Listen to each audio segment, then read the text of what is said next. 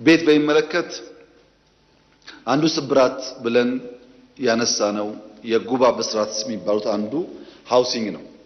ጋዝ፣ ማዳበሪያ፣ ኤርፖርት፣ ኒውክሌር ካልነው ውስጥ አንዱ ከ1 ሚሊዮን በላይ ቤት እንገነባለን የሚል ነበር። ታስታውሱ እንደሆነ ባለፉት 7 ዓመታት 1.2 ሚሊዮን ቤት ገንብተናል አክሮስ ዘ ካንትሪ። አሁን ግን አሻሽለን 1.5 ሚሊዮን ቤት አቅደናል። በዚህ 5 ዓመት ውስጥ ቢያንስ 1.5 ሚሊዮን ቤቶች እንገነባለን። በማን? በመንግስት፣ በግል፣ በመንግስትና በግል አጋርነት በተለያየ መንገድ። ያን ለማድረግ እንደተባለው ፖሊሲ ተቀርጿል፣ ጸድቋል በካቢኔ። ቴክኖሎጂ የስሪዲን ጨምሮ በርከት ያሉ ቴክኖሎጂ ያስገባን ነው።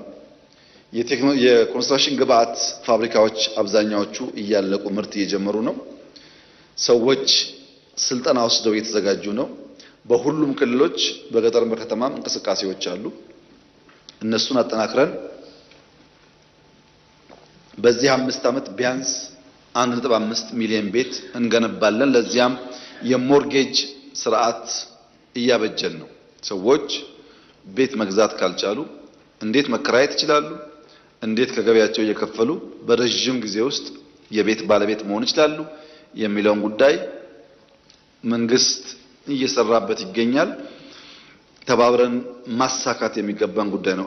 ቤቶች የላይፍ ስታይላችን መቀየራቸው ብቻ ሳይሆን ስራ ይፈጥራሉ፣ ኢኮኖሚ ያነቃቃሉ። በጣም ጠቀሜታ ስላላቸው እንደማንኛውም አንኳር ፕሮጀክት ተወስዶ የሚሰራ ይሆናል።